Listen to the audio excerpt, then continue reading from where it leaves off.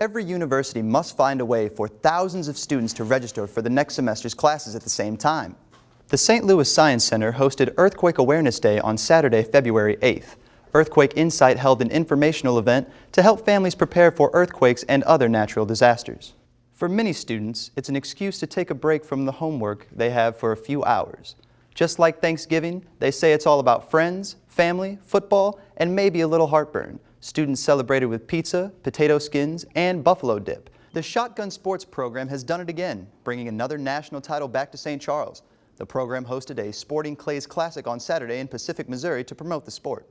Phyllis hopes that February will continue to be Earthquake Awareness Month, not just in St. Louis, but across the country. Students seem to like the new registration schedule, but not every process is perfect. Mitch even convinced me to try out my clay shooting capabilities, and my first shot was a success.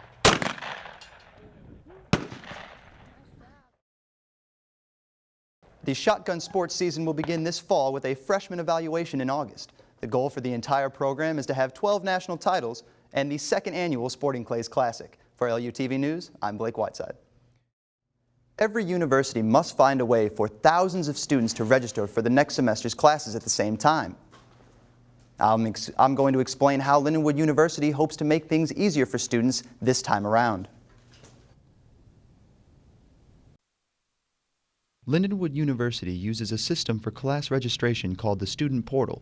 This can be accessed from the university's website after students meet with their academic advisor. The problem was too many students were accessing their portals at the same time, causing the system to crash. Lindenwood created a new schedule for registration dates and times, with the goal being to minimize system crashes during class registration by having more time in between grade level registration dates.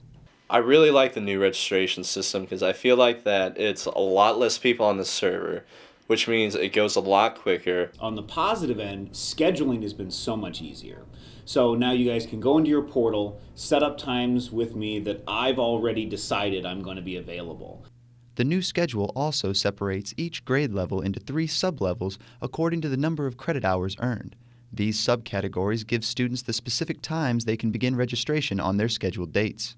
Students seem to like the new registration schedule, but not every process is perfect. I think what's been confusing, though, is that not all of the professors are using the portal system right now. Some people are still using pen and paper. So when students are communicating with each other about registration and what they need to do, there's not a lot of common ground, and I think there's a lot of confusion coming from that. I feel like you could talk to your professor and they'd understand that, if you have this set point in time, that you have to register. No system crashes have been reported during the registration periods, and the administration wants to keep it that way. Lindenwood University sophomores can begin their class registration on March 18th at 7 a.m. Freshmen can register for classes on March 20th, also at 7 a.m. Junior and senior registration was last week. The St. Louis Science Center hosted Earthquake Awareness Day on Saturday, February 8th. Earthquake Insight held an informational event to help families prepare for earthquakes and other natural disasters. 2 decades, the St. Louis Science Center has hosted this event with sponsors like the Red Cross in attendance. Phyllis Steckel is the geologist for Earthquake Insight and the event's senior organizer. The company is the main sponsor for Earthquake Awareness Day. We have different information about home safety, whether it's, again, storm-related, fire prevention, earthquake preparedness. Laclede Gas was also a sponsor of the event. The company had a demonstration showing how to properly secure your hot water heater in preparation for a natural disaster. This helps to avoid damage to the heater, loss of hot water, and gas leaks.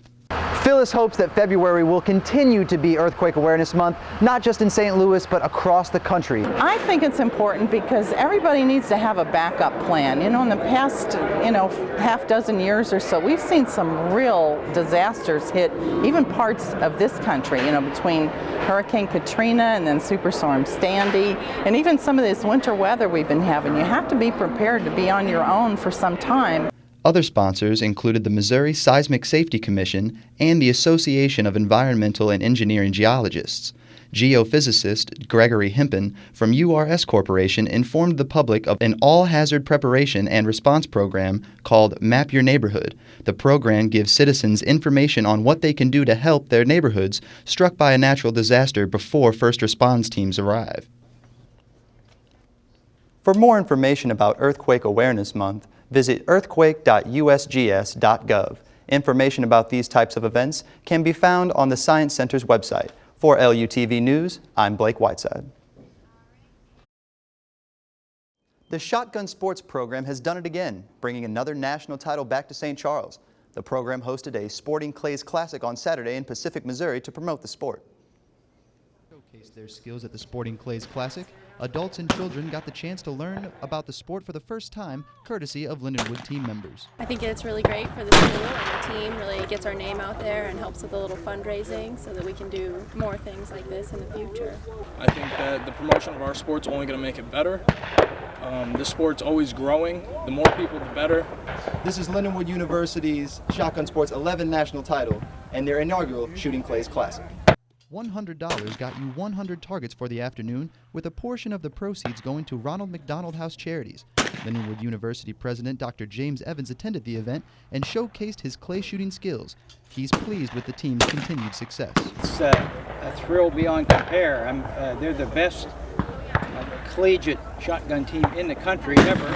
I'm just enjoying all the people and enjoying the students and all the fun that the benefactors are having today.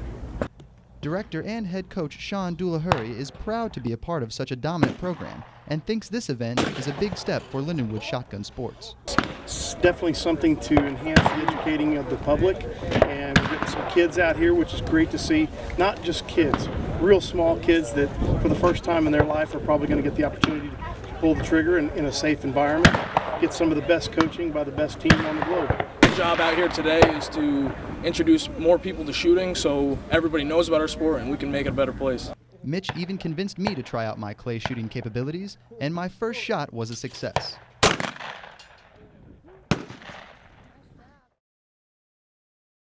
The Shotgun Sports season will begin this fall with a freshman evaluation in August. The goal for the entire program is to have 12 national titles and the second annual Sporting Clays Classic. For LUTV News, I'm Blake Whiteside. Another possible attempted kidnapping has been reported in the greater St. Louis area. This time, a man in a black panel van approached a 9-year-old girl in Troy, Illinois, asking if she wanted a ride. Last week in St. Charles County, there were 2 cases of a white male in a red ball cap offering candy to tempt young children into his vehicle. The suspects in Troy and St. Charles County are 2 different people. None of the 3 attempts were successful. Authorities are asking the community to contact police with information about either incident. On Monday afternoon, Vladimir Putin signed Crimea into an independent and sovereign state. The move follows Crimea's parliamentary declaration of independence from Ukraine with intent to rejoin Russia. According to the Crimea Election Committee, 97% of voters backed the union of Crimea and Russia. Meanwhile, President Obama has frozen U.S. assets of 7 Russian officials supporting the annexation. The Treasury Department is also imposing sanctions on 4 Ukrainians for the same reason.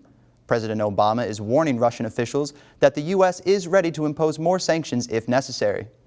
A town hall meeting in St. Peters is set to discuss a statewide ban opposing red light cameras. The meeting is scheduled for Wednesday at 7 p.m. off Mexico Road at the city's Cultural Arts Center in the city government complex.